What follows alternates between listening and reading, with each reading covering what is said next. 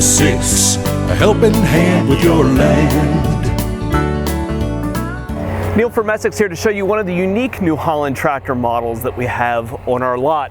As we go through and show you these different machines, it's always cool to think through the very specific applications that these machines are made for. A tractor like this T6 right here is fantastic out in a wide open field when you've got a lot of work to do in, say, a hay crop or something like that. But when you move into, say, orchards and vineyards, big machines like this just simply are too large, right? If you have rows that are 10 and 12 feet wide in order to get your tractor down, that's less crop that you're able to plant on those acres and less profitable that you're ultimately going to be.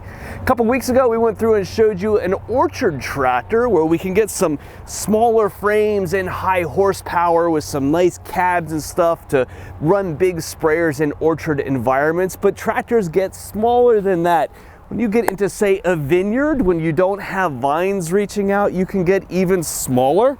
And that's where this T4-V comes into play. New Holland's line of specialty tractors is surprisingly wide, where you've got machines for orchards, vineyards, and low profiles. There are 15 or so models in the orchard vineyard line, and then some in the low profile yet as well. These are all machines that are outside of your traditional row crop four-wheel drive type tractors that are either really skinny or really low and kind of sized for very specific applications. And you can see this machine is definitely really narrow. And we're going through and we're looking at those orchard type tractors. Those are generally machines that are gonna have about a 5-foot wheelbase for around 100 horsepower tractor, a really big machine with a lot of hydraulic capacity and stuff to pull big sprayers and run flail mowers, the kinds of things that you use in an orchard.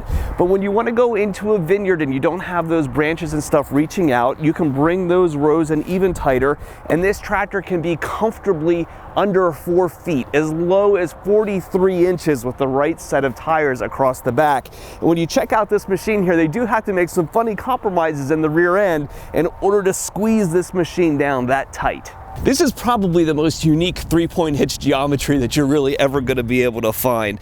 This is very clearly a European hitch with these open balls that can lift underneath and grab things. Not an American style hitch, really common on European tractors, but not something we see here all too often.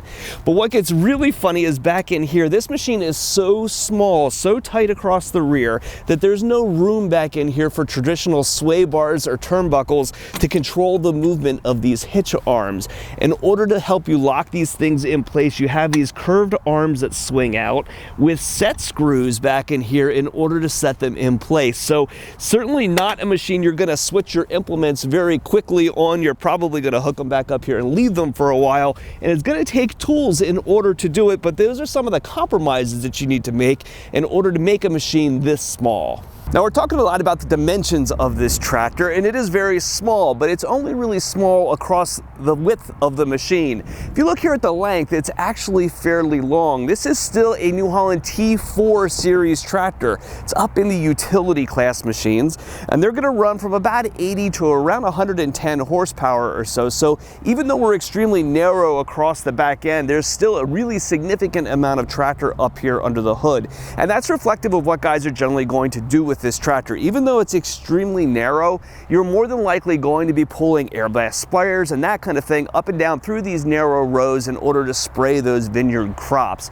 More often than not, you're going to be doing it on significant hills as well. That's where you tend to find these fields. And so you're going to want a lot of machine with a lot of weight. And in order to try to give this big tractor, despite its very short, skinny profile, some amount of stability, you're gonna find nice, wide, chunky tires and wheel weights and front weights to get as much weight down low to make this thing as stable as possible in kind of those tricky environments. So even though we're extremely skinny, we've still got a reasonably long tractor with a lot of power and a lot of low down weight.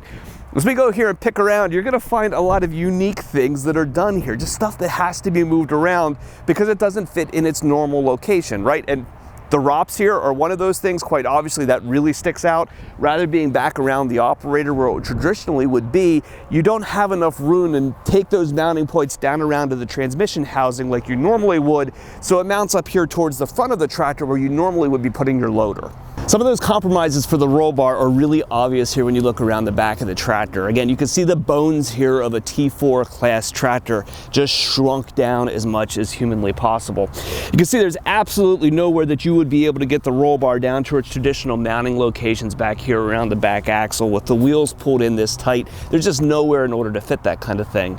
We talked through here this still being a T4 tractor, right? Even though, again, we're so small, I kind of keep saying that, you have all the things that you're going to see from a real utility, oftentimes orchard type tractor. Hammer straps back here on the hitch in order to hold your sprayers or whatever from coming up off your hitch when you're going up and down hills. Your valve stacks here on the back are going to have constant flow ports with flow control on them. 540 and 540E PTO. Generally, we're looking for levers and stuff up at the operator's platform to be able to shift that kind of stuff. But on a tractor like that, those things have to be moved here to the rear of the machine because you just can't quite get everything up to those nice ergonomic locations. Speaking of ergonomics, as you can guess, things on this tractor are a wee bit tight. I feel almost like I'm sitting in my desk chair with levers, right? The machine is just that small. Your seating position is still fairly high, and it does give you a real sense of being a little unsafe and a little unstable, right? When you're sitting this high up with this much machine and on this small of a footprint, you're going to feel that way. A lot of the things that we talked about here in compromises that are made to get the width down, you can see that they obviously did their best, but there's only so much that you're going to do. So things like your rear remote, you'll oftentimes in modern tractors, you'll see them laid up in an arc up here across your right-hand side, a command arc with nice ergonomically laid out controls. And this tractor, they really only fit down here by your legs. And so I have two rear remotes off here on my left-hand side, my constant flow remote back here almost underneath of me, my range selector almost back underneath the seat. Fortunately, my gear selector here, which you're going to be using a lot, is really comfortable right off my knee over here on the side. I like the position of this a lot. Sometimes you'll find these kind of up too high on the tractor, but this one's fairly nice. You notice this little bar over here on the right-hand side. More than likely, this is here to keep branches and that kind of stuff from coming back and hitting these controls because they are so close to the outside of the tractor. I would guess, again, with a more narrow tire configuration that this machine has, when this thing is set up at its most narrow point down at 43 inches or so, you're going to have these controls literally probably about 3 inches from the outside edge of the tractor. So a little bit of shielding here is there in order to keep stuff from hitting those.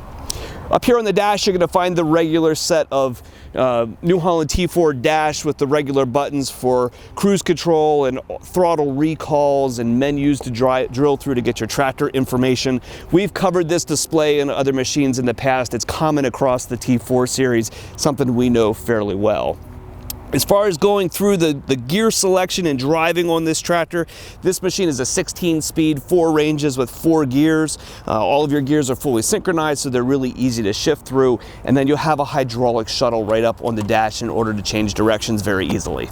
I think this tractor is really cool. As a consumer, the manufacturer's product lines can be really frustratingly complex, especially if you shop on the basis of horsepower. If you can see here, so many of these machines are made for such very specific applications that certainly, coming out and looking for a 90 horsepower tractor, you can come up with so many different options of so many machines for so many uses. It can be really challenging in order to know what to buy and what's right for you. But some of these have obviously very defined uses where this machine and the way that it's constructed is for guys who specifically are running vineyards and have these really tight, narrow needs.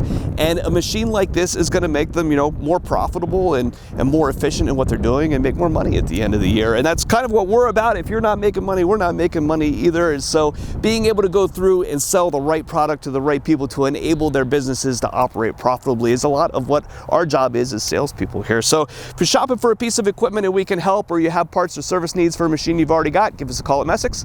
We're available at 800-222-3373 or online at Messick's.com. The fewer rows that you can have, less space, okay. Let's go through and talk machines and talk the application. Oh, gee whiz.